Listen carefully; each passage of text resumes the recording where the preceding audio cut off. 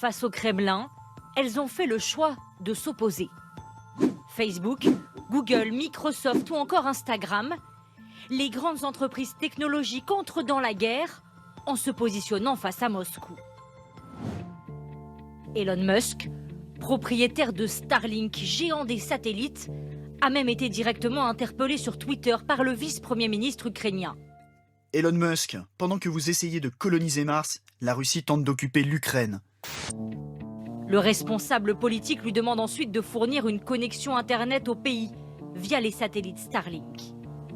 Réponse du milliardaire américain, Starlink est désormais actif en Ukraine. Elon Musk envoie même plusieurs terminaux dans le pays pour faciliter la connexion à ses satellites, photos à l'appui sur les réseaux sociaux.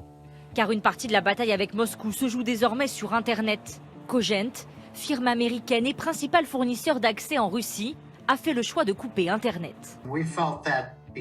On fournit des services importants à de très grosses entreprises qui sont indirectement sous contrôle de l'État russe.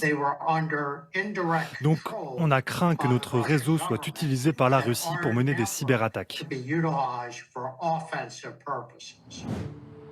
Le réseau social Facebook propose désormais à ses abonnés en Ukraine un service de messagerie cryptée. La maison mère Meta a également restreint l'accès à sa plateforme aux médias d'État russes. Mais le groupe refuse aussi de censurer des posts appelant à la violence et au meurtre contre des Russes, prenant directement parti pour les Ukrainiens. Représailles de Moscou, qui bannit Facebook et réduit l'accès à Instagram, filiale de Meta. Les entreprises technologiques et les réseaux sociaux ont un levier d'action de plus en plus important dans l'évolution de la guerre, selon ce spécialiste. Les réseaux sociaux ont une grande influence pour unir l'opinion publique des pays occidentaux et leurs dirigeants contre les Russes en faveur des Ukrainiens. De leur côté, les autorités russes ont compris à quel point ces plateformes peuvent être efficaces et elles sont inquiètes que leurs citoyens se laissent influencer.